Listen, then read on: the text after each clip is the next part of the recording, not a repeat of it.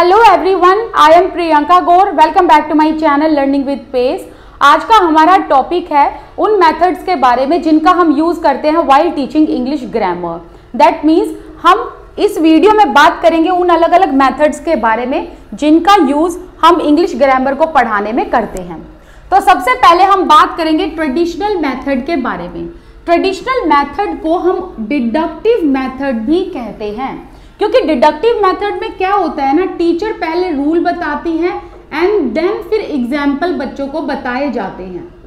ठीक है, तो इस मेथड को हम डिडक्टिव मेथड भी कहते हैं। वेयर एज अगर हम इंडक्टिव मेथड की बात करें तो ये बिल्कुल इसके अपोजिट है। ओके, अब देखो नाम से समझ आ रहा है ट्रेडिशनल मेथड। तो ये मेथड ना बहुत पहले से यूज किया आता जा रहा है। इसे हम ये कह सकते हैं काफी पुराना मेथड है।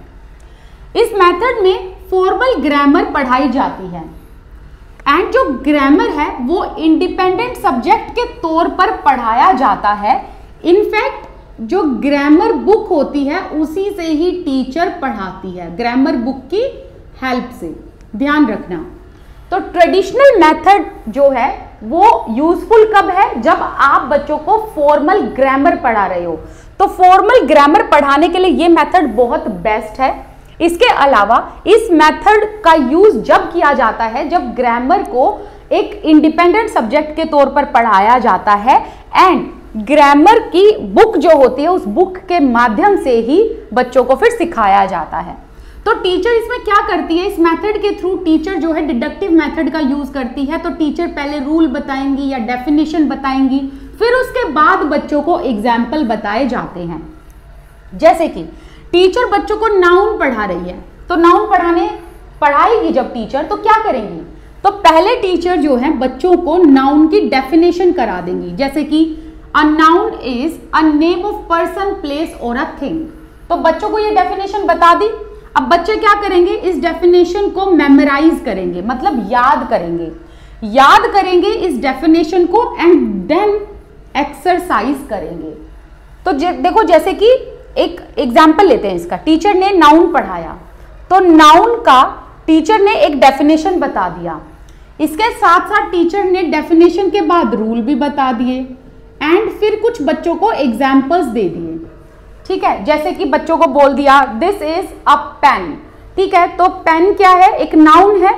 ओके, तो अब बच्चे क्या करेंगे, इस डेफिनेशन को मेमोराइज करेंगे। तो जब टीचर कहेगी दिस इज अ पेन, अब इसमें से बताओ बच्चों कि नाउन कौन सा है।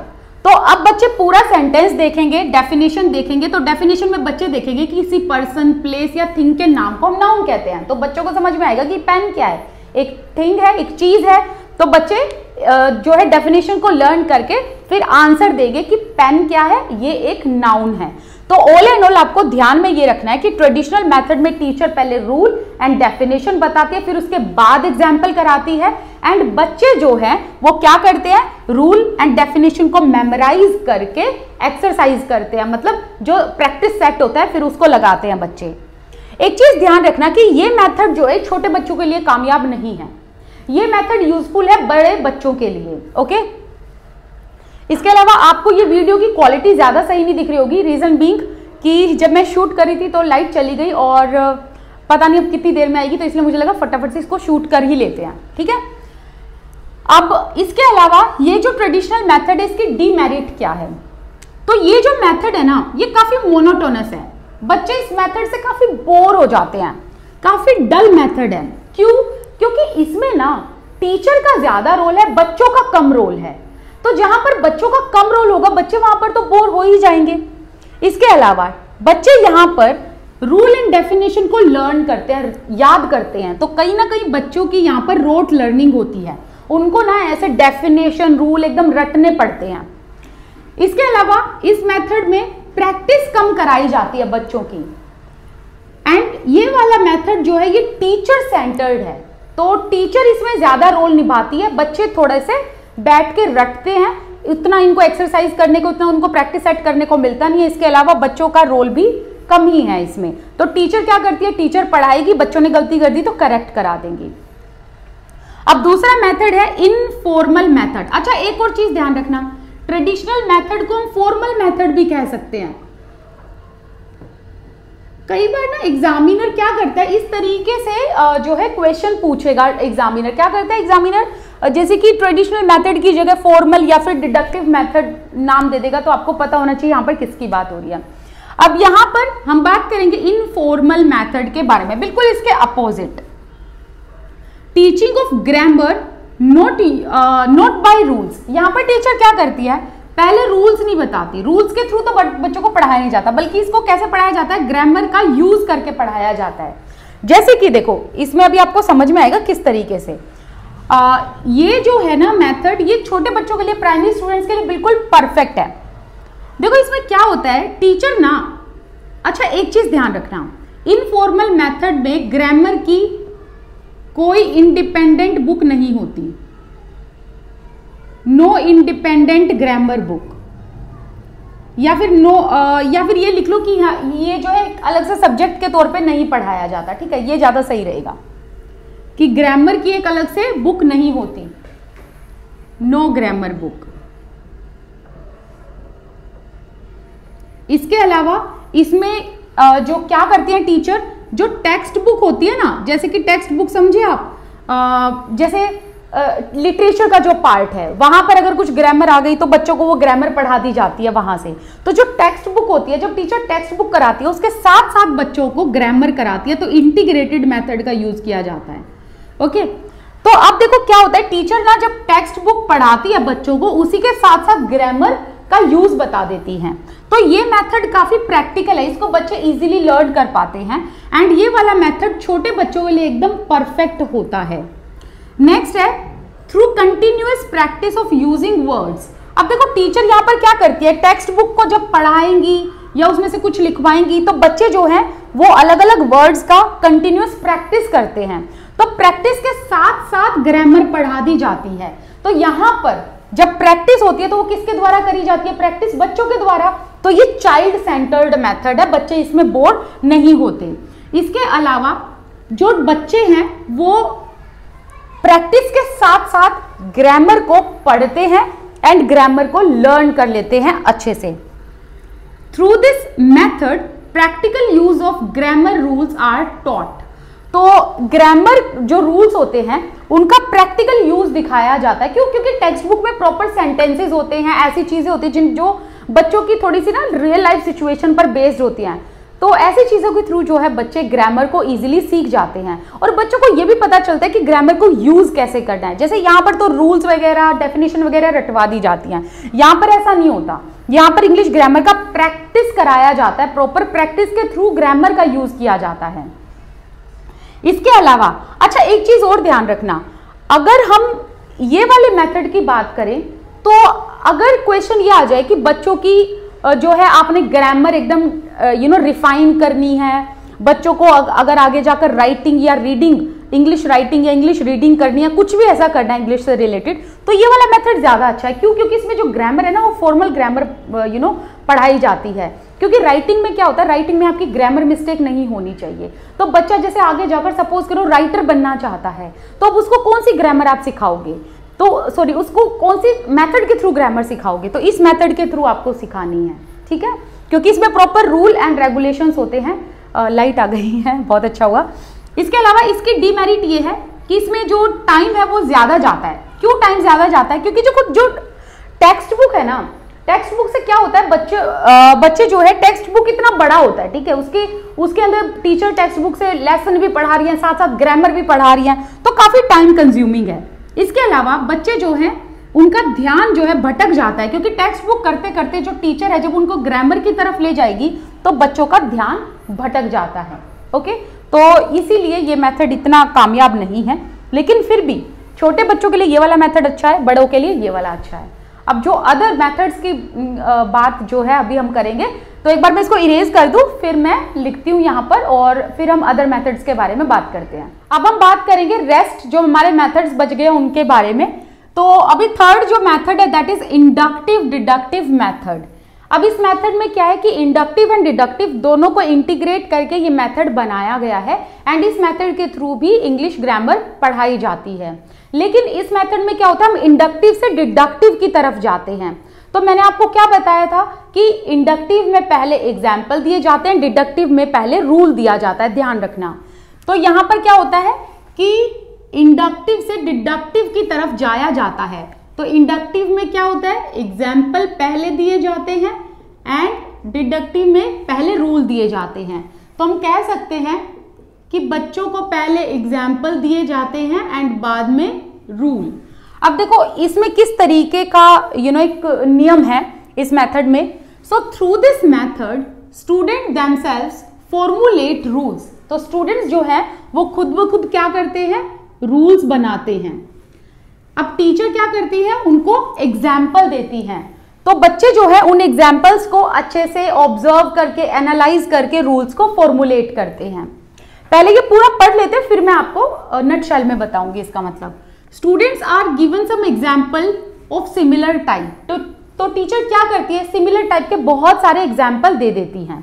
ओके, फिर बच्चे उन एग्जाम्पल्स को एनालाइज करते हैं, उन एग्जाम्पल्स को अच्छे से ऑब्जर्व करते हैं एंड उनमें सिमिलैरिटीज फाइंड आउट करके रूल बनाते हैं। एंड फिर जो टीचर है वो बच्चों को कहती हैं कि एक कंक्लूजन पर आओ। तो बच्चे जो है एक कंक्लूजन ड्रॉ कर लेते हैं। फिर टीचर जो है बाद में रूल देती हैं, नए एग्जाम्पल देंगी और बच्चों को कहेंगी इस रूल एंड इस एग्जाम्पल को कंपेयर करो जो कंक्लूजन आपने निकाला है उससे। अब मैं अगर इसको नटशेल में समझाऊं तो ध्यान से सुनना। देखो मेथड क्या है, inductive to deductive, inductive deductive method. तो देखो टीचर ने पहले क्या करा, टीचर ने पहले बच्चों को दिया एग्जाम्पल। तो बहुत सारे एग्जाम्पल दे दिए। अब बच्चों को कहा कि इन एग्जाम्पल्स को ऑब्जर्व करो। तो बच्चे इन एग्जाम्पल्स को ऑब्जर्व भी करते हैं, एनालाइज भी करते हैं एंड फिर एग्जाम्पल्स में से बच्चे क्या निकालते हैं, सिमिलैरिटीज निकालते हैं। एंड फिर बच्चे जो है एग्जाम्पल में सिमिलैरिटी निकालकर रूल को फॉर्मुलेट करते हैं। तो बच्चों ने यहां पर क्या करा, रूल को फॉर्मुलेट कर लिया। तो बच्चों ने जो ये रूल फॉर्मुलेट करा ये क्या हो गया, कंक्लूजन हो गया। अब टीचर क्या करती है, बच्चों ये काम तो है बच्चों का, ठीक है। अब टीचर क्या करेगी, अब टीचर ना जो टीचर ने टॉपिक दिया उसका रूल पहले बच्चों को बताएंगी, फिर कुछ एग्जाम्पल्स देंगी एंड बच्चों को कहेंगी कि अब एक काम करो, इन एग्जाम्पल्स में जो ये रूल दिया है मैंने उसको अच्छे से देखो कि क्या ये ठीक है। तो अब बच्चे क्या करेंगे, टीचर के द्वारा दिया गया रूल एंड जो एग्जाम्पल है उससे एक कंक्लूजन जो निकालेंगे, इस कंक्लूजन को अपने कंक्लूजन के साथ कंपेयर करेंगे। आई बात समझ में। यहां पर बच्चों ने कंक्लूजन निकाला खुद ही रूल फॉर्मुलेट करके, यहां पर टीचर ने रूल दिए एंड एग्जाम्पल दिए, फिर इसका एक कंक्लूजन निकाला, इस कंक्लूजन को इस कंक्लूजन के साथ कंपेयर किया और ये देखा कि क्या बच्चों ने सही तरीके से कंक्लूजन ड्रॉ कर रखा था ऊपर, है ना। तो बच्चे जो है कंपेयर करते हैं फिर, क्योंकि टीचर तो यहां पर सही रूल दे देती है, टीचर ने यहां पर सही रूल दे दिया। तो अब बच्चे जब यहां पर कंक्लूजन में आएंगे वो कंक्लूजन करेक्ट होगा। तो फिर बच्चे यहां पर अपना खुद का निकाला हुआ कंक्लूजन एंड टीचर के द्वारा जो रूल दिया गया कंक्लूजन है उन दोनों को कंपेयर करके देखते हैं कि भाई कहां उन्होंने गलती कर दी है। ओके, कहीं गलती करती है तो बच्चे फिर उसको खुद ब खुद जो है क्लियर भी कर लेते हैं। ये मेथड जो है काफी प्रैक्टिकल है, क्योंकि बच्चे देखो प्रैक्टिकली इसको यूज कर रहे हैं, काफी रियल है, साइंटिफिक मेथड है, इसमें रोट लर्निंग नहीं है, बच्चों को क्रैम करने की जरूरत नहीं है रूल वगैरह को। इसके अलावा बच्चों का पार्टिसिपेशन एकदम एक्टिव है। सो वी कैन से कि ये जो मेथड है it is learner centred method. Next है, इस मेथड से जब बच्चे खुद ब खुद रूल्स वगैरह बनाते हैं तो बच्चों की रीजनिंग स्टिमुलेट होती है, पावर ऑफ थिंकिंग भी बढ़ती है। लेकिन इसका एक डिमेरिट ये है कि ये जो है बड़े बच्चों पर, यंग लर्नर पर, बड़े बच्चों पर ही अप्लाई होता है। नेक्स्ट है इंसिडेंटल मेथड। अब इस मेथड को कोरिलेशन मेथड, रेफरेंस मेथड भी कहा जाता है। अब ये जो लर्निंग है इसमें क्या होता है, बच्चे इंसिडेंट्स के थ्रू समझते हैं। तो टीचर क्या करेगी, एक इंसिडेंट क्रिएट करती हैं या टेक्स्ट बुक में जो इंसिडेंट होते हैं उनके थ्रू ग्रामर पढ़ाती हैं। तो देखो क्या होता है कि ग्रामर इज टॉट इंसिडेंटली। तो बच्चों को ग्रामर इंसिडेंटली पढ़ाई जाती है, सिचुएशन पर बेस्ड पढ़ाई जाती है। जैसे कि कोई टेक्स्ट बुक टीचर पढ़ा रही हैं या टीचर कंपोजिशन करा रही हैं बच्चों को, या कोई एक सिचुएशन बता रही हैं, तो तो उस इंसिडेंस के साथ कोरिलेट करके ग्रामर को टीचर पढ़ाती हैं। Students can know the practical use of grammar laws, that means कि ग्रामर के रूल्स का बच्चों को प्रैक्टिकल यूज के थ्रू पता चलता है, जैसे कि टेक्स्ट बुक, कंपोजिशन या किसी इंसिडेंस या किसी सिचुएशन के थ्रू बच्चे यहाँ पर ग्रामर सीख रहे हैं, तो काफी इजी हो जाती है बच्चों के लिए ये चीज लर्न करना। इसका डीमेरिट एक तो ये है कि ये जो है ना नॉर्मल टीचिंग को इंटरफेयर करता है, क्योंकि कई बार क्या होता है कि ग्रामर एंड टेक्स्ट बुक जब दोनों को कोरिलेट करके पढ़ाया जाता है तो जो ओरिजिनल एम है उससे डेविएट हो जाते हैं टीचर भी और बच्चे भी। ठीक है, तो ओरिजिनल एम अलग होता है लेकिन वो ओरिजिनल एम तक पहुंच नहीं पाते। तो कई बार जो है जो नॉर्मल टीचिंग मेथड है उससे हम क्या कर जाते हैं, डेविएट हो जाते हैं, या जो हमारा मेन एम है उससे हम डेविएट हो जाते हैं। अच्छा, टीचर के लिए बार बार टॉपिक से रिलेटेड इंसिडेंट्स को क्रिएट करना भी मुश्किल हो जाता है। क्यों? क्योंकि इंसिडेंटल मेथड में क्या होता है, टीचर को ना इंसिडेंट्स क्रिएट करने पड़ते हैं, सिचुएशन क्रिएट करनी पड़ती है, या टेक्स्ट बुक में से कुछ ऐसी चीज निकालनी पड़ती है जो एक इंसिडेंट्स पर बेस्ड है और फिर बच्चों को बताना पड़ता है। ओके, तो हर टाइम जो है टॉपिक से रिलेटेड इंसिडेंट्स या एक सिचुएशन को फॉर्मुलेट करना टीचर के लिए थोड़ा सा डिफिकल्ट हो सकता है। तो यहाँ पर हमने 4 मेथड पढ़ लिए हैं। अभी हम लोग इसमें थोड़ा सा और पार्ट बाकी है, अभी हम लोग उसके बारे में भी बात करेंगे, लेकिन ये जो टॉपिक है ये काफी लंबा है। लास्ट में जैसे ही ये इसके जो अलग अलग पार्ट है ये कंप्लीट हो जाएंगे, सारे पार्ट को मैं एकदम कंपाइल कर दूंगी एक वीडियो में, क्योंकि अभी इसी टॉपिक का जो ये ग्रामर का जो टॉपिक हमारा चल रहा है इंग्लिश पेडागोजी में, इससे रिलेटेड अभी एक और वीडियो आएगी, 1 या 2 वीडियो और आएंगी, तो उसमें भी हम कुछ इंपॉर्टेंट पार्ट करेंगे। सो बने रहिए मेरे चैनल पे। कोई डाउट है तो प्लीज कमेंट सेक्शन में लिखिएगा। Thank you so much for watching this video. Thank you. Hello everyone, I am Priyanka Gaur. Welcome back to my channel learning with pace. आज का हमारा टॉपिक है रोल ऑफ ग्रामर के बारे में। Role of grammar in learning a language, that means आप कोई भाषा सीख रहे हो, जैसे कि सपोज करो आप इंग्लिश लैंग्वेज सीख रहे हो, तो इंग्लिश लैंग्वेज को सीखते वक्त इंग्लिश ग्रामर का क्या रोल है, क्या इंपॉर्टेंस है, इसके बारे में बात करेंगे। तो ये पूरा चैप्टर ग्रामर के इर्द गिर्द ही घूमेगा, जिसमें आपको पता चलेगा कि ग्रामर क्या होती है, ग्रामर को पढ़ाने के पीछे क्या एम एंड ऑब्जेक्टिव्स होने चाहिए, इसके अलावा ग्रामर की इंपॉर्टेंस क्या है, इसके अलावा ग्रामर को किस तरीके से इफेक्टिव तरीके से क्लासरूम में पढ़ाया जा सकता है। ठीक है, तो टॉपिक शुरू करते हैं। तो सबसे पहले हम डेफिनेशंस पर बात करेंगे, क्योंकि डायरेक्ट यहां से कई बार एग्जामिनर ने क्वेश्चन पूछे हैं। तो सबसे पहला क्वेश्चन तो ये बनता है कि grammar is dash of language. तो लैंग्वेज का और ग्रामर का क्या रिलेशन है? ग्रामर एक सिस्टम है लैंग्वेज का। ठीक है, ग्रामर क्या है? एक सिस्टम है, भाषा का इंपॉर्टेंट क्वेश्चन है, ध्यान रखना। अब सिस्टम का मतलब क्या होता है? देखो, सिस्टम का मतलब होता है set of rules, set of ideas to organise something. जैसे कि फॉर एग्जाम्पल स्कूल को चलाने के लिए एक प्रॉपर सिस्टम होता है। वो सिस्टम क्यों होता है? ताकि स्कूल को अच्छे तरीके से चलाया जा सके। उस सिस्टम में सारे रूल रेगुलेशन लिखे हुए होते हैं। उसी तरीके से भाषा को अच्छे से बोलने के लिए, प्रिसाइजली बोलने के लिए या प्रिसाइजली कम्युनिकेट करने के लिए आपको ग्रामर की जरूरत पड़ती है। तो जब भी आप कोई लैंग्वेज लर्न करते हो, ग्रामर के बिना आपका काम नहीं बन सकता। व्हाई? बिकॉज लैंग्वेज का सिस्टम क्या है? ग्रामर है। ठीक है, तो ग्रामर एक set of rule, set of ideas है जो कि आपको लैंग्वेज में जरूरत पड़ती है। ओके, नेक्स्ट है with the help of grammar. Grammar की हेल्प से आप अलग अलग वर्ड्स को यूज करते हो, उन वर्ड्स को आप क्लासिफाई करते हो, आपको पता चलता है कि कौन सा वर्ड कहां आएगा। फिर उन वर्ड्स को एक साथ स्ट्रक्चर करके आप सेंटेंस तैयार करते हो एंड देन आप कम्युनिकेट करते हो। अब आपका कम्युनिकेशन स्पोकन में भी हो सकता है, रिटन में भी हो सकता है। ठीक है, आप लिखित में करो या बोलकर करो, लेकिन आपका कम्युनिकेशन कोहेरेंट होना चाहिए। कोहेरेंट का मतलब होता है which is clear and easy to understand. मतलब आपका बोला हुआ लिखा हुआ बिल्कुल कोहेरेंट होना चाहिए। दैट मीन्स बिल्कुल साफ सुथरा, बिल्कुल स्पष्ट, precise and easy to understand होना चाहिए। तो ये कैसे होगा? With the help of grammar. Grammar की हेल्प से ही आपकी कम्युनिकेशन कोहेरेंट बनती है। क्यों? क्योंकि ग्रामर की मदद से ही आप वर्ड्स को अच्छे से क्लासिफाई करके एक साथ उसका सेंटेंस बनाते हो एंड आपके जो फीलिंग्स है, जो आपके आइडियाज हैं, वो सामने वाले को समझ में आते हैं। नेक्स्ट है, it provides a proper sequence. ये तो ऑब्वियसली सी बात है कि ग्रामर से क्या एक प्रॉपर सीक्वेंस बनता है। जैसे कि अगर मैं ये बोलूं glass a water I need, कोई मतलब बना? नहीं बना।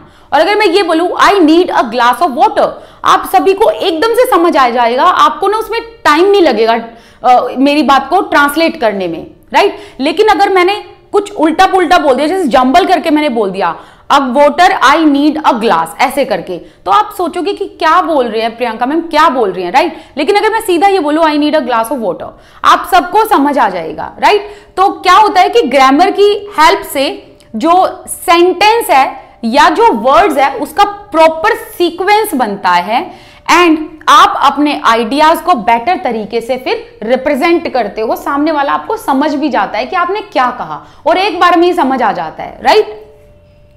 टू फैसिलिटेट मीनिंगफुल कम्युनिकेशन, तो मीनिंगफुल कम्युनिकेशन किसकी वजह से होता है? ग्रामर की हेल्प से होता है। ये वाली बहुत ही इंपॉर्टेंट स्टेटमेंट है जो किसने कही है? I.A. गॉर्डन ने कही है। ये स्टेटमेंट इसलिए इंपॉर्टेंट है क्योंकि आपको इस स्टेटमेंट से पता चलेगा कि ग्रामर के बिना भाषा कुछ नहीं है। ठीक है, कैसे? देखो, if language is a vehicle of our thoughts and feelings, then grammar is a machine by which that vehicle is moving. समझे मेरी बात? कि लैंग्वेज क्या है? हमारे थॉट एंड फीलिंग का एक व्हीकल है, एक साधन है, बट उस साधन को चलाने के लिए आपको किसकी जरूरत है? मशीन की जरूरत है। एंड वही मशीन क्या है? ग्रामर है। दैट मीन्स कि भाषा अगर एक व्हीकल है तो उस व्हीकल को चलाने के लिए आपको इंजन की जरूरत तो पड़ेगी, इंजन बिना तो गाड़ी शुरू होगी नहीं, राइट। तो इसीलिए लैंग्वेज जो है वो ग्रामर के बिना आप उसका यूज ही नहीं कर सकते हो। ग्रामर जो है एक खूबसूरती है किसकी? लैंग्वेज की। ये बहुत ही इंपॉर्टेंट स्टेटमेंट है। I.A. गॉर्डन का नाम आप याद रख लेना। नेक्स्ट है कि जब क्लासरूम में इंग्लिश ग्रामर को पढ़ाया जाता है तो क्या एम्स एंड ऑब्जेक्टिव्स होते हैं? ओके, हर चीज के पीछे कुछ ना कुछ एम, कुछ ना कुछ ऑब्जेक्टिव्स होते हैं, आपका कुछ उद्देश्य होता है। तो चलिए देखते हैं। एंड इससे ये भी आपको समझ में आएगा कि एक क्लास में इंग्लिश ग्रामर क्यों सिखानी जरूरी है। सबसे पहला पॉइंट है to develop in student an understanding of the structure of English language. ठीक है, बच्चे इंग्लिश लैंग्वेज पढ़ रहे हैं, अगर आपने ग्रामर नहीं बताई बच्चों को तो बच्चों को स्ट्रक्चर कैसे पता चलेगा? जैसे कि देखो, एक बिल्डिंग आप तैयार कर रहे हो, बिल्डिंग तैयार करते वक्त आप ऐसे एक ईंट को रखते फिर साइड में एक ईंट रखते हो, ऐसे थोड़ी ना कि आपने एक के ऊपर एक रख दी। आप अच्छे से एक ईंटों को जचाते हो, ठीक है, अच्छे से ईंटों को आप लगाते हो तभी एक बिल्डिंग तैयार होती है।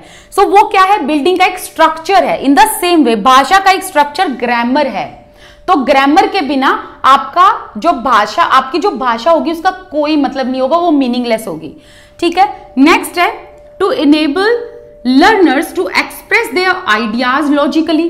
तो आप अपने आइडियाज को लॉजिकली कब एक्सप्रेस कर सकते हो? With the help of grammar. देखो, आप में से ना कुछ लोग शायद ये कहेंगे कि स्पोकन में ग्रामर की इतनी जरूरत नहीं पड़ती, विच आई अग्री कि इतनी डीप ग्रामर की जरूरत नहीं पड़ती है, बट पढ़ती तो जरूर है, ये आप सब लोग अग्री करोगे। ठीक है, तो जब हम बात करते हैं तो आपको एटलीस्ट इतनी ग्रामर आनी चाहिए कि सामने वाले को समझ आ जाए।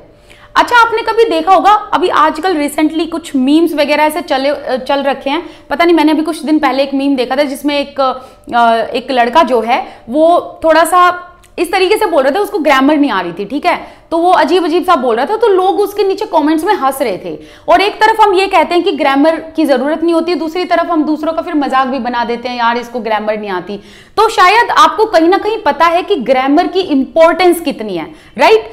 तभी तो उस बंदे का मीम बना था। तो कहने का मतलब है कि ग्रामर बहुत इंपॉर्टेंट है। क्योंकि आप अपने आइडियाज को लॉजिकली एक्सप्रेस कर पाते हो, आपके आइडियाज समझ में आते हैं, करेक्ट तरीके से आप अपने आपको बोल पाते हो, लिख, आप जो भी आप जैसे कम्युनिकेट करना चाहते हो, ईदर बाय स्पीच और बाय राइटिंग, लेकिन उसमें आपके आइडियाज क्लियर होने चाहिए ना। वो क्लियर कैसे होंगे? With the help of grammar only. To teach grammar as a rule governed behaviour, grammar को कैसे पढ़ाना चाहिए? Rule governed behaviour. बच्चों को हमने ये बताना है, ग्रामर जो है ये एक रोट लर्निंग नहीं है कि आपने इसे हमारा रट लिया, नहीं। ग्रामर क्या है? एक रूल गवर्न्ड बिहेवियर है। दैट मीन्स बच्चों को यह समझाना कि ग्रामर जो भी है, जैसे is am are, tag questions जो होते हैं, या इसके अलावा जो कंजक्शंस हैं, इंटरजेक्शंस हैं, प्रपोजिशंस हैं, इनका कहां यूज होगा, सिंस का कहां यूज होगा, फॉर का कहां यूज होगा, राइट। तो इन सब का यूज कहां होगा अच्छे तरीके से, एंड किस ढंग से, किस वर्ड के साथ क्या बोला जाएगा, वो सब क्या है? एक ग्रामर का गवर्न्ड बिहेवियर है। दैट मीन्स ग्रामर का ना एक प्रॉपर रूल बना हुआ है। आप ग्रामर को यहां वहां नहीं चिपका सकते, जैसे कि आई के साथ आप इज नहीं लगा सकते, आई इज गोइंग नहीं कर सकते, आई एम गोइंग कर सकते हो, आई आर गोइंग नहीं कर सकते, right. So in the same way मेरा समझाने का मतलब यह है कि ग्रामर क्या है? एक रूल गवर्न्ड बिहेवियर है। दैट मीन्स इसका एक प्रॉपर रूल है कि कहां पर किस वर्ड के साथ कौन सी ग्रामर लगेगी, राइट। एंड ग्रामर को कहां कहां फिट इन किया जाएगा। तो ग्रामर एक रोट लर्निंग नहीं है, बल्कि एक ऐसा गवर्न्ड बिहेवियर है या एक ऐसा रूल बुक है जिसको आपको समझना पड़ेगा। नेक्स्ट है to develop mental abilities of reasoning and correct observation.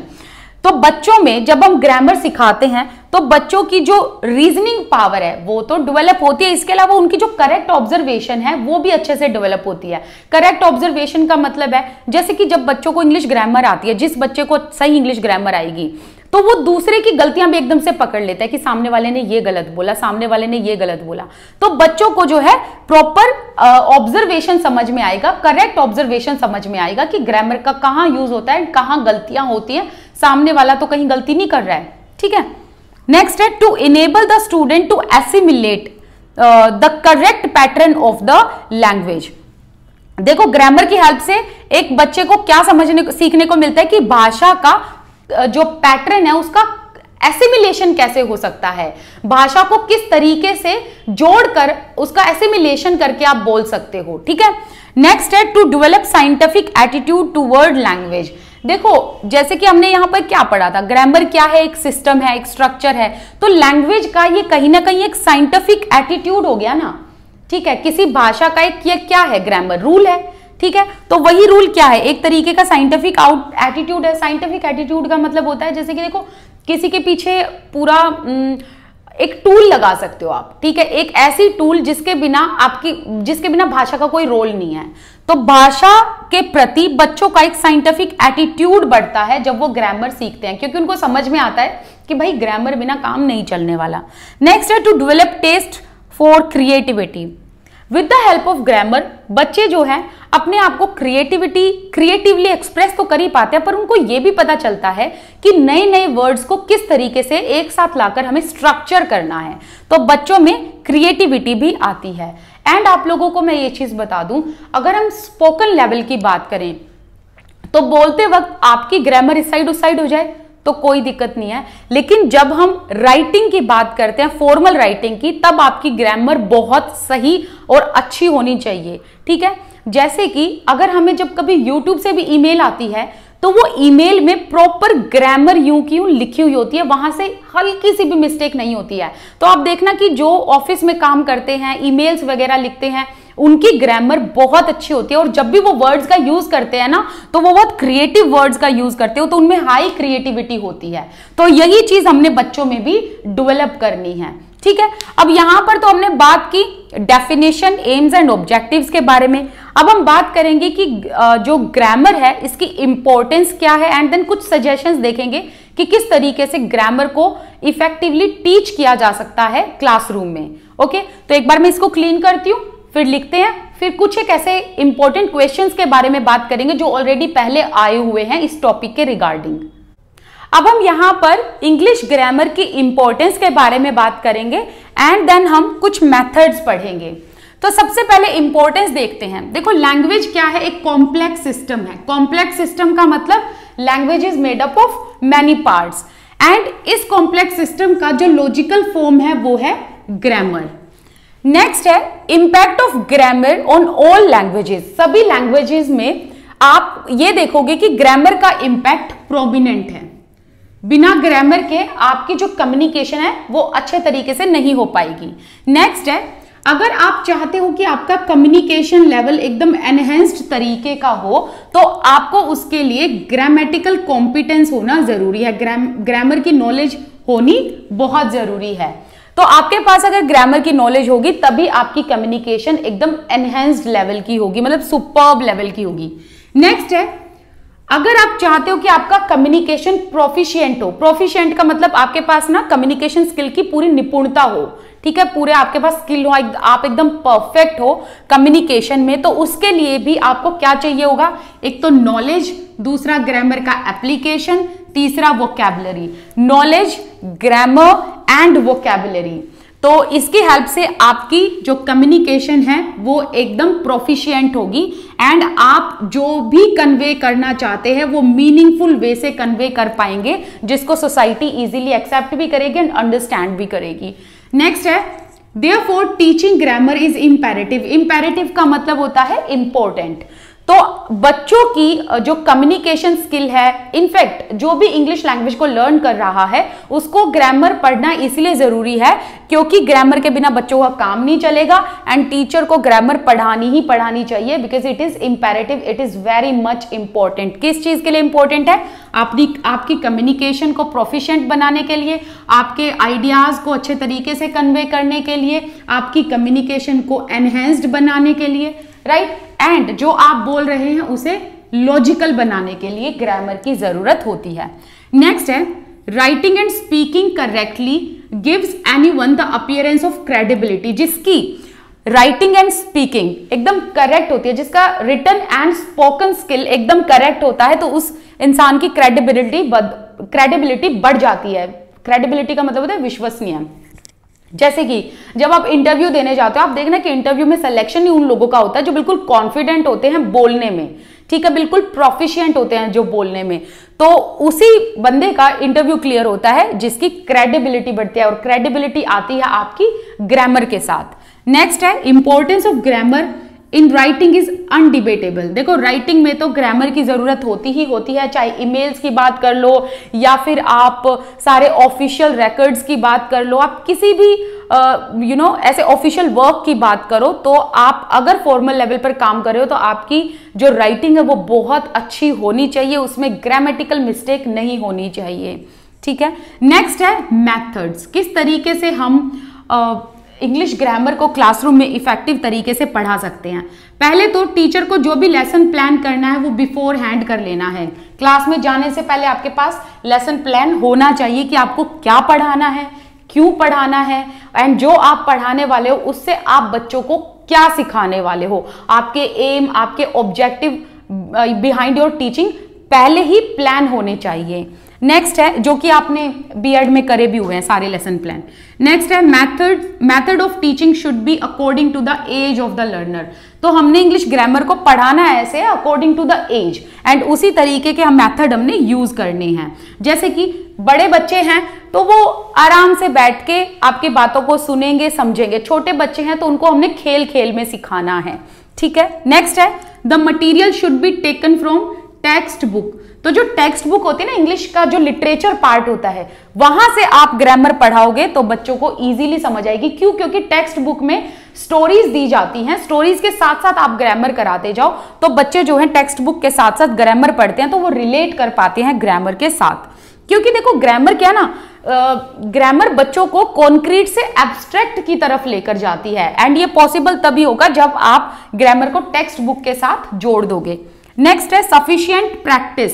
भाई, बच्चों को प्रॉपर प्रैक्टिस करानी है, और ये क्वेश्चन आया हुआ है कि ग्रामर को आप सिखाना चाहते हो बच्चों के अंदर, ग्रामर की प्रोफिशिएंसी आप डालना चाहते हो बच्चों में, तो अब आप क्या करोगे ग्रामर सिखाने के लिए? तो आंसर में अगर ये हो ना कि प्रैक्टिस, तो उस पर टिक लगा के आ जाना, बिकॉज प्रैक्टिस प्रैक्टिस प्रैक्टिस, ठीक है, यही आंसर होगा। नेक्स्ट है, अप्रोप्रिएट टीचिंग मटेरियल।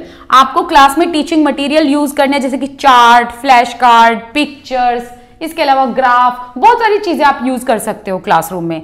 नेक्स्ट है, आपने अभी बच्चों को क्या करना है, ग्रामर को सिखाते वक्त डेमोन्स्ट्रेशन देना है। ठीक है, डेमोन्स्ट्रेशन में आप क्या करोगे, कंटेक्चुअल सिचुएशन लोगे। देखो कंटेक्चुअल सिचुएशन का मतलब ऐसी situation which makes sense.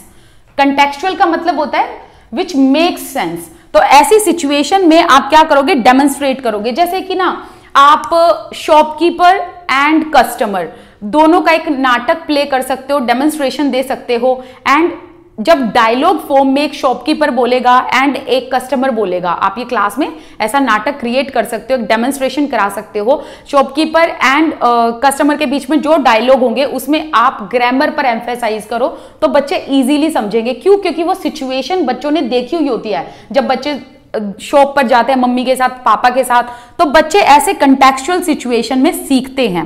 Next है, अब आपने इवेल्युएट भी करना है कि बच्चों को कितना समझ आया। इवेल्युएट कैसे करोगे, ऑब्जेक्टिव टाइप क्वेश्चन दे सकते हो। जैसे कि वो फिलिंग द ब्लैंक्स नहीं आते हैं कि ही गोइंग टू स्कूल, ठीक है, तो नीचे इज एम आर, ठीक है, तो बच्चा जो है यहां पर लगा देगा he is going to school.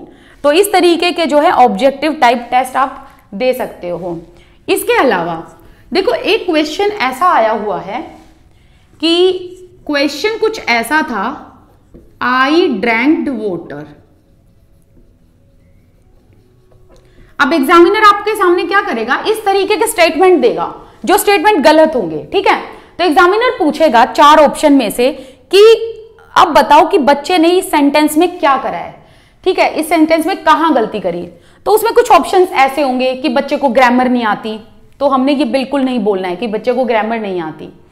Next कुछ ऐसे मिलेंगे कि भाई बच्चे ने जो है ग्रामर का यूज ढंग से नहीं किया, वो भी नहीं लगाना है। तो जब इस टाइप के क्वेश्चन आए जहां पर बच्चों ने थोड़ी सी ग्रामर में ऐसे मिस्टेक कर रखी है, देखो आई ड्रैंक्ड, ड्रैंक्ड के साथ ईडी, देखो ड्रैंक के साथ ईडी लगा दिया। ठीक है, तो अब आपका आंसर होना चाहिए कि बच्चे ने जो है ओवर जनरलाइज कर दिया रूल को, ओवर जनरलाइज्ड द रूल, ये आंसर इसका करेक्ट होगा। ठीक है, तो अगर ऐसी कुछ स्टेटमेंट आ जाए और एग्जामिनर आपसे पूछे कि बच्चे ने ये स्टेटमेंट गलत बोला, तो आप बताओ कि क्यों गलत बोला, तो आप एक बार भी ये टिक नहीं करके आओगे कि बच्चे को ग्रामर नहीं आती या उसने ढंग से यूज नहीं किया। नहीं, बच्चे ने रूल को ओवर जनरलाइज कर दिया। बच्चे को पता है सब्जेक्ट है, वर्ब है, ऑब्जेक्ट है, ठीक है, लेकिन बच्चे ने रूल को ओवर जनरलाइज कर दिया। राइट, इस तरीके के क्वेश्चन आपके सामने आएंगे। इसके अलावा जो भी इसके एमसीक्यूज अलग से बनते हैं, आपको पता है कि जब हमारा टॉपिक जो है लाइक सब्जेक्टिव पार्ट जब हमारा कंप्लीट हो जाता है, फिर मैं आप लोगों के साथ साथ ऑब्जेक्टिव करा देती हूँ, तो यहां से मैं क्वेश्चन लेके आऊंगी, डोंट वरी, इसमें कोई ऐसी वो वाली बात नहीं है। इसके अलावा अगर सपोज करो एक ऐसा क्वेश्चन भी आया हुआ है कि एक रितु नाम की लड़की है, उसको सब्जेक्ट वर्ब कॉनकॉर्ड में दिक्कत हो रही है। ठीक है, सब्जेक्ट वर्ब कॉनकॉर्ड में उसको डिफिकल्टी हो रही है, तो आप एज अ टीचर क्या करोगे, आपको एज अ टीचर ये करना है कि अगर बच्चों को ग्रामर में डिफिकल्टी हो रही है तो आप क्लासरूम से ही एग्जाम्पल उठाओ।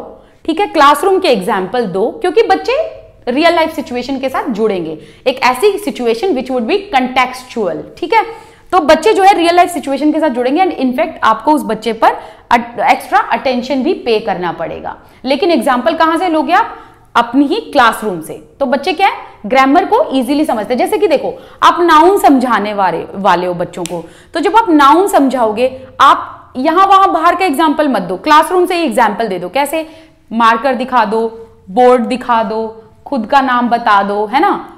जैसे कि प्रॉपर नाउन बोलोगे तो प्रॉपर नाउन में आप क्या करोगे, खुद का नाम बताओगे, बच्चों के नाम पूछोगे, आप बोलोगे this is your specific name, so it comes in the category of proper noun. Right, तो इस तरीके की चीजें जो है आपने क्लासरूम से ही उठानी है। तो इस तरीके के क्वेश्चन ऑलरेडी आए हुए हैं। इसके अलावा बहुत सारे क्वेश्चन हैं, उसके बारे में हम बात करेंगे जब हम अलग से ऑब्जेक्टिव टाइप वीडियो बनाएंगे।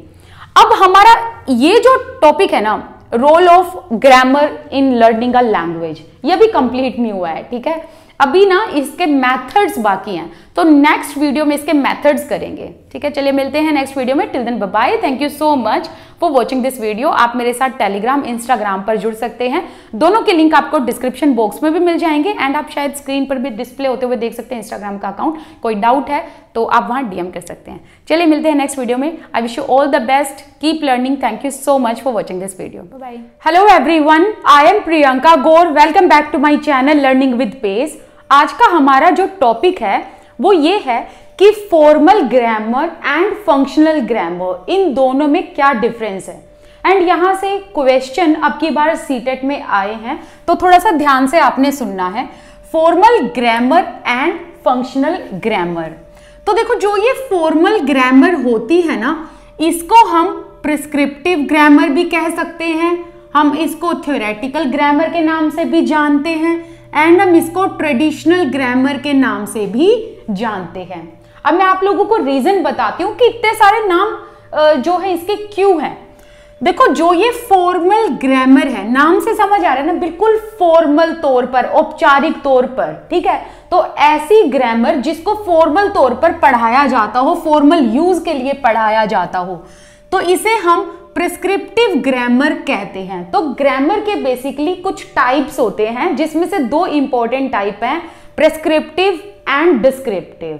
तो प्रिस्क्रिप्टिव ऐसी ग्रामर होती है जिसमें ना रूल पर ज्यादा ध्यान दिया जाता है, वेयर एज डिस्क्रिप्टिव ग्रामर ऐसी होती है जिसमें रूल पर फोकस उतना नहीं किया जाता, ठीक है।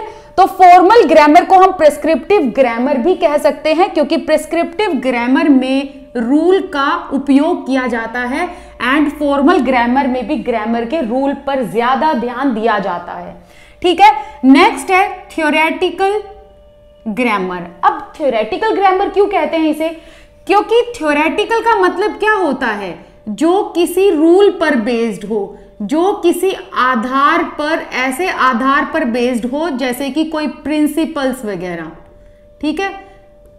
जब कोई चीज किसी सिद्धांत पर आधारित हो, किसी प्रिंसिपल पर बेस्ड हो या किसी रूल पर बेस्ड हो, तो फॉर्मल ग्रामर में रूल पर ज्यादा ध्यान दिया जाता है, इसीलिए इसे थ्योरेटिकल ग्रामर भी कहते हैं। नेक्स्ट है ट्रेडिशनल ग्रामर। ट्रेडिशनल ग्रामर इसलिए कहा जाता है क्योंकि ये बहुत पुराना मेथड है, फॉर्मल मेथड बहुत ही पुराना मेथड है एंड इसको ट्रेडिशनल तरीके से पढ़ाया जाता है। जैसे कि ग्रामर की जो है ना एक सेपरेट बुक होती है एंड सेपरेट बुक से ग्रामर पढ़ाई जाती है, तो इसीलिए इसे ट्रेडिशनल ग्रामर भी कहते हैं, जिसमें ना बेसिकली रटाया जाता है, रट्टू तोता बनाया जाता है बच्चों को, तो इसीलिए इसे ट्रेडिशनल ग्रामर भी कहते हैं। अब हम उसकी बात बाद में करेंगे, पहले इसको पढ़ लेते हैं, ठीक है। फॉर्मल ग्रामर में क्या होता है कि ग्रामर की एक स्पेसिफिकली बुक लगी हुई होती है एंड ग्रामर की बुक से पढ़ाया जाता है, तो ये एक सेपरेट सब्जेक्ट के तौर पर पढ़ाया जाता है। तो यहां आप लिख सकते हो एज अ सेपरेट सब्जेक्ट इसको पढ़ाया जाता है। It is not based on day to day activity. देखो फॉर्मल ग्रामर जो है ना, ये डे टू डे एक्टिविटी पर बेस्ड नहीं है, ये इतनी प्रैक्टिकल इसका यूजेस नहीं होता है। नेक्स्ट है emphasise on drilling the rules, forms and definition. तो देखो आपको ये ऊपर वाला पॉइंट यहां से भी समझ आएगा। देखो क्या होता है कि फॉर्मल ग्रामर में ना आपकी जो ड्रिलिंग कराई जाती है, मतलब जो प्रैक्टिस कराई जाती है, बार बार किस चीज को रिपीट कराया जाता है, रूल्स को। आपको कुछ न कुछ रूल्स याद करने पड़ेंगे, जैसे नाउन, प्रोनाउन, वर्ब, इन सब के रूल याद करने हैं, इन सबके फॉर्म याद करना है, मतलब प्रॉपर स्ट्रक्चर याद करना है एंड इन सभी ग्रामर में जो भी पार्ट आता है उसके आपको डेफिनेशन याद करनी है। तो एक बात बताओ, रूल, फॉर्म, डेफिनेशन, क्या ये हमारी डे टू डे एक्टिविटी का पार्ट है? नहीं है ना। तो इसीलिए फॉर्मल ग्रामर जो है, formal grammar day to day activity पर बेस्ड नहीं होती, इसमें जो ड्रिलिंग कराई जाती है वो रूल, फॉर्म एंड डेफिनेशन की ही कराई जाती है। तो यहां पर बेसिकली क्रैम कराया जाता है कि अगर आपको नाउन पढ़ना है तो पहले आपको उसके रूल पता होने चाहिए, डेफिनेशन पता होनी चाहिए, फॉर्म पता होने चाहिए। नेक्स्ट है rules of grammar are consciously drilled by learner. तो लर्नर्स को जो ये ग्रामर के रूल्स होते हैं ये अवेयर होकर ड्रिल करने पड़ते हैं, याद करने पड़ते हैं, प्रैक्टिस करने पड़ते हैं। Formal grammar taught डिडक्टिवली। Formal grammar को डिडक्टिव तौर पर पढ़ाया जाता है। अब याद करो, डिडक्टिव का मतलब मैंने क्या बताया था कि पहले रूल्स बताए जाते हैं, पहले डेफिनेशंस बताई जाती हैं, है ना, एंड फिर बाद में एग्जाम्पल्स होते हैं। ये जो फॉर्मल ग्रामर है ये टीचर सेंटर्ड है, क्योंकि टीचर रूल रटवाती है, डेफिनेशन फॉर्म वगैरह रटवाएंगी, बच्चों का इसमें कोई एक्टिव रोल नहीं होता, तो टीचर सेंटर्ड मेथड है ये। इसके अलावा फॉर्मल ग्रामर में क्या होता है कि ग्रामर के रूल को ही प्रैक्टिस कराया जाता है। एम्फेसाइज ऑन रिटन लैंग्वेज, देखो आपको पता है ना कि ग्रामर की जरूरत हमें ज्यादातर रिटन में ही जरूरत होती है ना। जब आप कोई ईमेल राइटिंग करते हो, ऐसे लिखते हो, कोई लेटर लिखते हो, फॉर्मल राइटिंग करते हो, तभी आपको ग्रामर की ज्यादा जरूरत होती है। तो इसीलिए फॉर्मल ग्रामर जो है उसको रिटन लैंग्वेज में ही लिखा जाता है एंड इसका एम्फेसाइज भी रिटन लैंग्वेज पर ही होता है।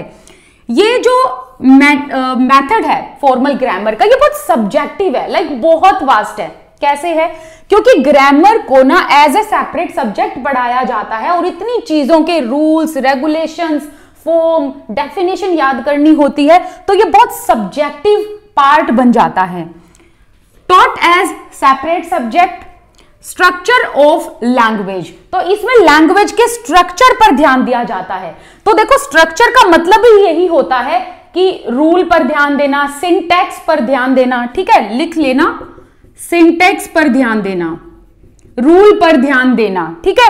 नेक्स्ट है अनसाइंटिफिक एंड मोनोटोनस, तो ये जो मेथड है ये बहुत पुराना है एंड अनसाइंटिफिक है एंड ये मेथड बहुत ही मोनोटोनस हो जाता है, बच्चों के लिए काफी बोरिंग हो जाता है, बैठ के बस रटते रहो रटते रहो रटते रहो, ये वाला सीन है।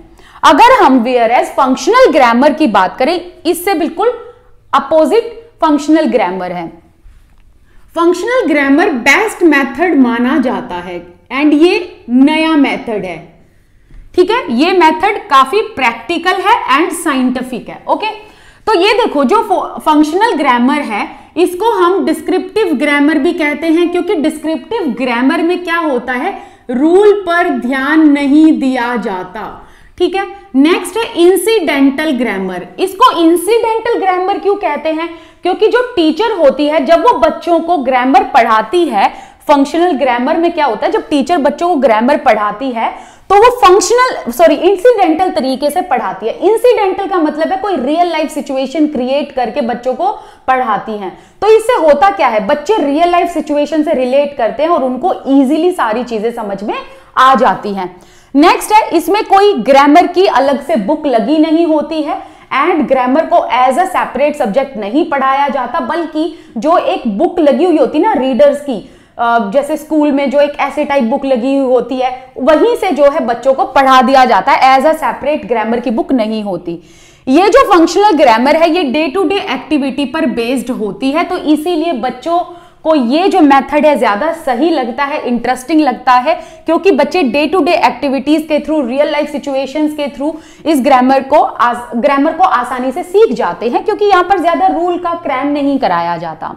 नेक्स्ट है नॉट एम्फेसाइज्ड ऑन रूल, जैसा कि मैंने बताया ग्रामर के नियम वगैरह पर यहां कोई एम्फेसाइज नहीं किया जाता, रादर देन किस चीज पर एम्फेसाइज किया जाता है, लैंग्वेज की यूटिलिटी पर, लैंग्वेज को यूज करने पर एंड लैंग्वेज के फंक्शन पर यहां ज्यादा जो है ध्यान दिया जाता है। मतलब लैंग्वेज को आप एक्चुअली में कैसे यूज करोगे अपनी डेली लाइफ में, ठीक है, एंड किस तरीके से डेली लाइफ में आप ग्रामर का यूज करोगे। तो ग्रामर के रूल्स पर ध्यान नहीं दिया जाता, सिर्फ ग्रामर के जो रूल्स बताए जाते हैं वो ऐसे बताए जाते हैं जैसे कि पढ़ा रहे हो आप, साथ साथ आपने थोड़ा थोड़ा उनको बच्चों को बता दिया। तो क्या होता है ना, बच्चे ग्रामर के रूल को अनकॉन्शियसली लर्न कर लेते हैं, उनको ना इतना अवेयर होने की जरूरत नहीं पड़ती। क्यों?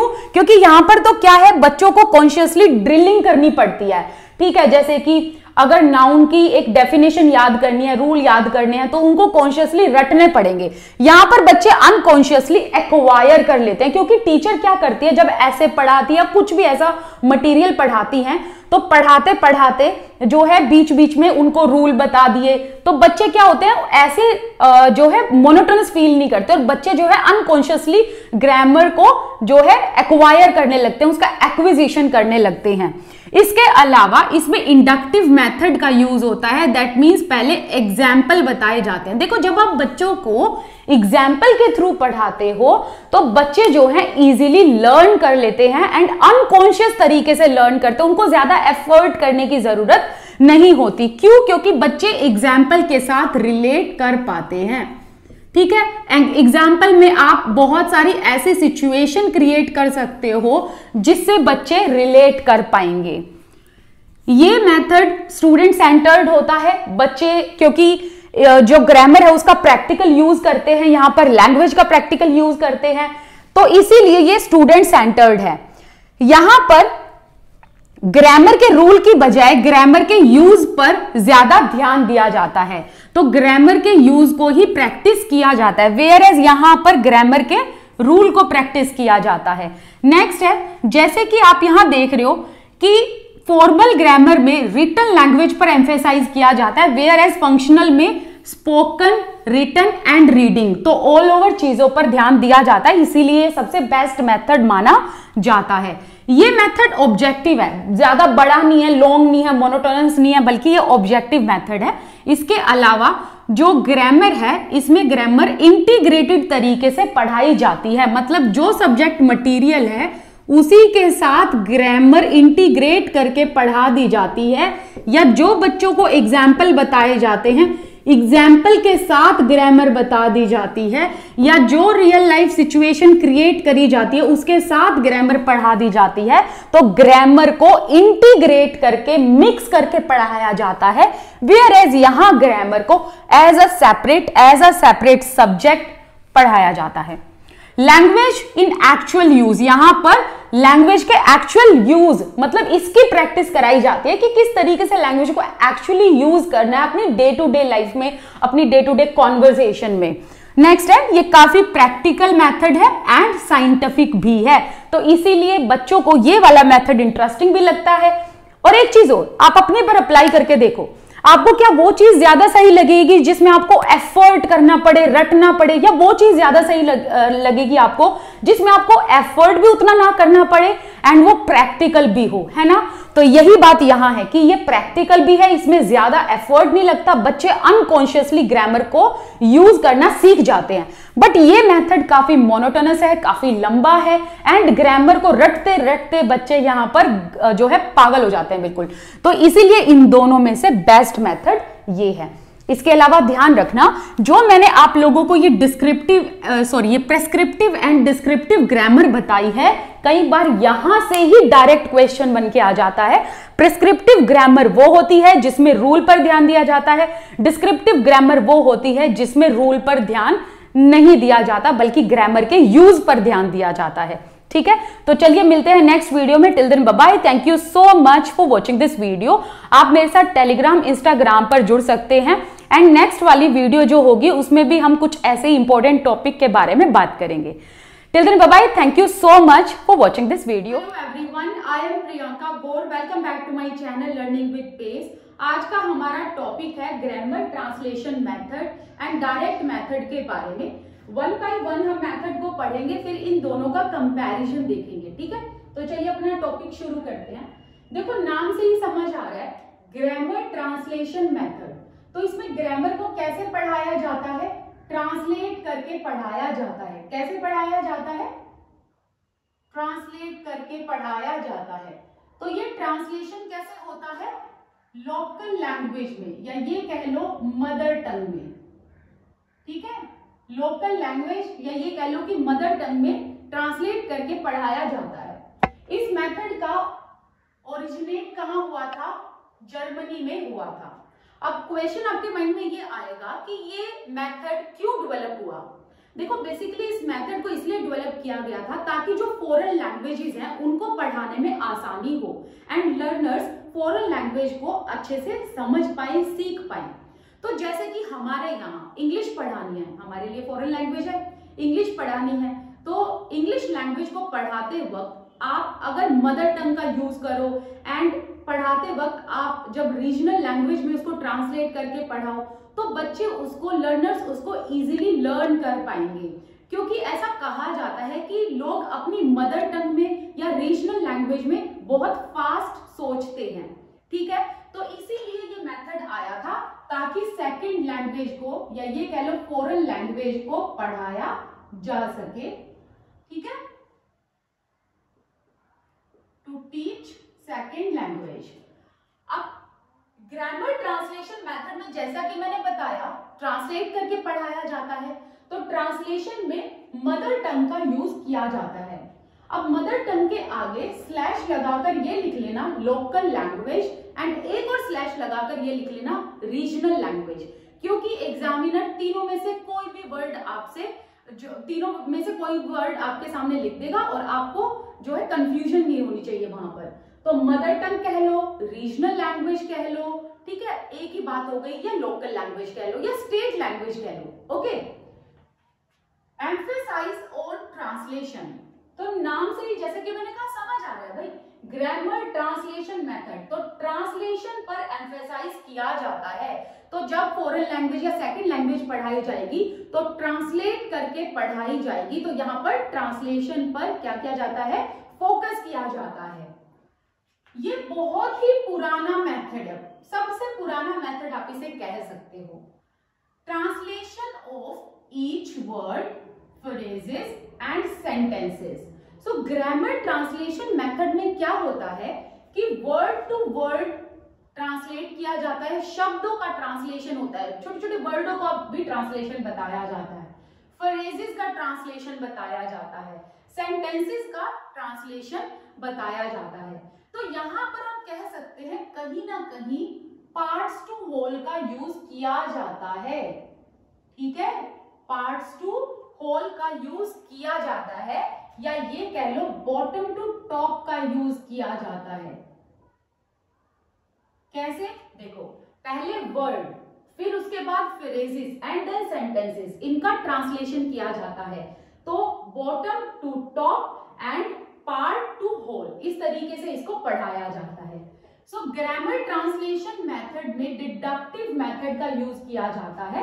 डिडक्टिव मेथड का मतलब है जिसमें पहले आपको रूल बताया जाता है और रूल के बाद आपको एग्जाम्पल की तरफ लेकर जाया जाता है, ठीक है। नेक्स्ट है यूनिट ऑफ टीचिंग। अच्छा, ये क्वेश्चन बहुत बार सीटेट में पूछा गया है, ये वाला क्वेश्चन भी और ये वाला क्वेश्चन भी बहुत बार पूछा गया है सीटेट में। तो ग्रामर ट्रांसलेशन मेथड में यूनिट ऑफ टीचिंग क्या है, मतलब पढ़ाने का तरीका क्या है, कहां से शुरू किया जाता है, सो वर्ड से, ठीक है। तो वर्ड टू वर्ड पढ़ाया जाता है, वर्ड टू वर्ड ट्रांसलेट करा जाता है, ओके। एंड जैसा कि मैंने कहा पार्ट टू होल है या ये कह लो बॉटम टू टॉप है, तो वर्ड से सेंटेंसेस की तरफ लेकर जाया जाता है ट्रांसलेट करके, तो इसीलिए इसकी यूनिट ऑफ टीचिंग वर्ड होगी, ठीक है। नेक्स्ट है reading and writing. Grammar translation method में रीडिंग एंड राइटिंग पर ध्यान दिया जाता है, ठीक है। रीडिंग पर, पढ़ने पर, एंड राइटिंग पर, लिखने पर। तो पढ़ने एंड लिखने पर ज्यादा ध्यान दिया जाता है। Teaching of language by rule, यहां पर रूल के थ्रू लैंग्वेज को पढ़ाया जाता है, ठीक है। तो रूल के थ्रू कैसे आपको समझना है, जब डिडक्टिव मेथड है तो दैट मीन्स रूल के थ्रू ही पढ़ाया जाता है। एरर्स करेक्टेड बाय टीचर, अगर बच्चों ने कोई इसमें एरर कर दिए तो वो टीचर ही करेक्ट करती है। ऐसा क्यों, क्योंकि रूल ही इतने होते हैं, बच्चों को रूल थोड़ी ना याद होते हैं। Enable learners to read literature, तो यहाँ पर रीडिंग पे ज्यादा फोकस किया जाता है कि लिटरेचर को रीड करना आए। ग्रामर को एक्सप्लिसिट तरीके से पढ़ाया जाता है। ग्रामर का यूज मतलब ऐसे होता है बिल्कुल एक्सप्लिसिट तरीके से, एकदम गहन अध्ययन आप इसे बोल सकते हो। ये जो ग्रामर ट्रांसलेशन मेथड है ये कौन सी फिलॉसफी पर बेस्ड है, ये एक्यूरेसी पर बेस्ड है कि जो पढ़ो वो बिल्कुल ठीक पढ़ो, एक्यूरेट पढ़ो, तभी तो वर्ड टू वर्ड ट्रांसलेट करके पढ़ाया जाता है ताकि एक्यूरेसी आए लर्नर को। ओके, इसके बहुत सारे नाम है जो आपको ध्यान रखने हैं। इसे ओल्डेस्ट मेथड भी कहा जाता है क्योंकि पुराना मेथड है। ग्रामर कम ट्रांसलेशन मेथड भी कहा जाता है। क्यों? क्योंकि ग्रामर को ट्रांसलेट करके पढ़ाया जाता है एंड ग्रामर या जो भी लैंग्वेज पढ़ाई जाती है उसमें ट्रांसलेशन का ज्यादा उपयोग किया जाता है। इसे प्रूशियन मेथड भी कहा जाता है। यूएस में, अमेरिका के स्कूल में इस विधि को यूज किया जाता है, बट इस विधि को कहा जाता है प्रूशियन मेथड। इसे सिसरोनियन मेथड भी कहा जाता है। नेक्स्ट है डायरेक्ट मेथड। और एक चीज ध्यान रखना, ये जो अदर नेम है यहां से बहुत बार क्वेश्चन यहां से भी आए हैं, तो आप इनका नाम यू का यू याद करेंगे। अब डायरेक्ट मेथड में क्या होता है, यहां कोई भी ट्रांसलेशन नहीं होता, तो सबसे बड़ा यू लिख लो कि स्टार लगाकर नो ट्रांसलेशन। ठीक है, कोई ट्रांसलेशन यहां नहीं होता। दूसरा, मदर टंग का यूज यहां नहीं होता। तीसरा, यहां पर डायरेक्ट पढ़ाया जाता है टारगेट लैंग्वेज में। कैसे पढ़ाया जाता है? टारगेट लैंग्वेज में। तो टारगेट लैंग्वेज में पढ़ाने का मतलब है अगर फॉरेन लैंग्वेज पढ़ानी है या सेकंड लैंग्वेज पढ़ानी है तो उसको उसी लैंग्वेज में बच्चों को पढ़ाया जाए। जैसे कि अगर हम इंग्लिश पढ़ा रहे हैं तो इंग्लिश को इंग्लिश टू इंग्लिश ही पढ़ाया जाए। ओके, इसके अलावा ये जो मेथड है इसे नेचुरल मेथड भी कहते हैं क्योंकि इसमें कोई ट्रांसलेशन नहीं है, नेचुरली पढ़ाया जा रहा है उसी लैंग्वेज में। जो लैंग्वेज आप पढ़ा रहे हो, जो टारगेट लैंग्वेज है, उसी लैंग्वेज में आप उनको टीच कर रहे हो एंड इसीलिए इसे नेचुरल मेथड कहा जाता है। ठीक है, जैसे कि अगर फ्रेंच पढ़ानी है तो फ्रेंच को पढ़ाते वक्त फ्रेंच में ही पढ़ाओ। ठीक है, लेकिन इसमें क्या होगा, फ्रेंच पढ़ाते वक्त आप मदर टंग का यूज करोगे, बट इसमें उसी टारगेट लैंग्वेज का यूज करोगे पढ़ाते वक्त भी। ठीक है, तो ये कह सकते हैं कहीं ना कहीं ये नेटिव स्पीकर्स के लिए ज्यादा बेनिफिशियल है, मतलब जो जहां के रहने वाले हैं, है ना। अब ये जो मेथड है डायरेक्ट मेथड, इसका ओरिजिनेट कहाँ हुआ था? फ्रांस में हुआ था। यहाँ पर ना स्पीच पर एम्फेसाइज किया जाता है। ठीक है, बोलने पर ज्यादा एम्फेसाइज किया जाता है। स्पीच इसीलिए क्योंकि जब भी इसमें पढ़ाया जाता है वो कैसे पढ़ाया जाता है? डिस्कशंस के थ्रू, कॉन्वर्सेशन के थ्रू, इस तरीके से पढ़ाया जाता है। ओके, नेक्स्ट है ये न्यू मेथड है एंड ये मेथड जो है एक रिएक्शन में आया था ट्रांसलेशन मेथड के। ठीक है, ये जो ग्रामर ट्रांसलेशन मेथड है ना, इसके रिएक्शन में डायरेक्ट मेथड आया था। ये जो डायरेक्ट मेथड है इसको डायरेक्टली पढ़ाया जाता है, जैसे कि डिस्कशन करके, कॉन्वर्सेशन, बातचीत करके, रीडिंग करके एंड इसको नेचुरल मेथड से पढ़ाया जाता है। जैसे कि सपोज करो अब हम बच्चों को इंग्लिश सिखा रहे हैं और इस मेथड का यूज कर रहे हैं, डायरेक्ट मेथड का। अब मैंने बच्चों को कहा आई एम स्टैंडिंग। ठीक है, तो इस मेथड में मैं क्या बोलूंगी? आई एम स्टैंडिंग को मैं मदर टंग में बोलूंगी कि मैं खड़ी हो रही हूं। लेकिन ये क्या, यहां पर क्या होगा? आई एम स्टैंडिंग को आप नेचुरल मेथड से पढ़ाओगे, दैट मीन्स आप खड़े होकर बच्चों को दिखाओगे। ठीक है, आई एम राइटिंग तो आप लिख कर दिखाओगे तो बच्चों को समझ आएगा। ओके, तो डायरेक्ट मेथड में आप नेचुरल तरीके से पढ़ाते हो। ये इंडक्टिव मेथड जो है यहाँ पर यूज किया जाता है, दैट मीन्स एग्जाम्पल से लेकर आप रूल तक जाते हो, तो इसमें इंडक्टिव मेथड होता है। इसमें यूनिट ऑफ टीचिंग क्या होता है? सेंटेंस होता है। तो यहां पर हम कह सकते हैं होल टू पार्ट्स लेकर जाया जाता है एंड टॉप टू बॉटम लेकर जाया जाता है। इस अप्रोच का यूज किया जाता है। यहां पर बोलने पर, सुनने पर, ठीक है, स्पीकिंग एंड लिसनिंग पे ज्यादा ध्यान दिया जाता है। स्पीकिंग पर इसलिए ज्यादा ध्यान दिया जाता है क्योंकि इसकी फिलॉसफी ही किस चीज पर बेस्ड है? फ्लुएंसी पर। इसमें ये कहा जाता है कि फ्लुएंसी होनी चाहिए, इसमें ये कहा जाता है कि एक्यूरेसी होनी चाहिए।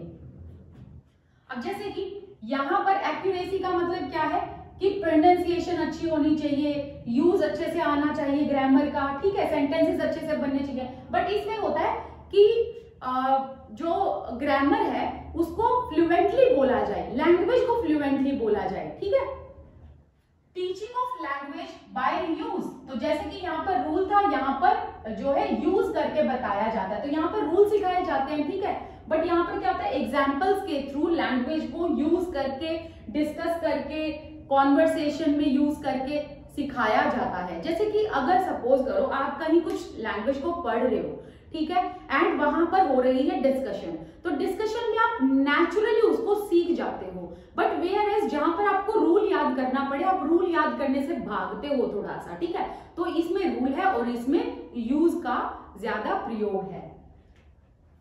यहां पर अगर बच्चों से गलती हो जाए तो वो सेल्फ करेक्ट करते हैं, तो कह सकते हो ये थोड़ी सी प्रैक्टिकल है, इंटरेस्टिंग मेथड है ये। It enables learner to think and use language। तो जैसे कि मैंने कहा कि इसमें क्या होता है, लैंग्वेज के सोचने एंड यूज करने, उपयोग करने पर ज्यादा ध्यान दिया जाता है, बट वेयर एज इसमें लैंग्वेज के रूल पर ज्यादा ध्यान दिया जाता है। Grammar is taught in an implicit way. तो ग्रामर को इसमें यहाँ पर इंटेंस तरीके से, डिटेल में, बिल्कुल ऐसे रूल टू रूल नहीं पढ़ाया जाता, तो ग्रामर को थोड़ा इम्प्लिसिट वे से पढ़ाया जाता है। ये किस चीज पर बेस्ड है, तो डायरेक्ट मेथड की फिलॉसफी ये है कि लर्नर्स को हमने फ्लुएंट बनाना है।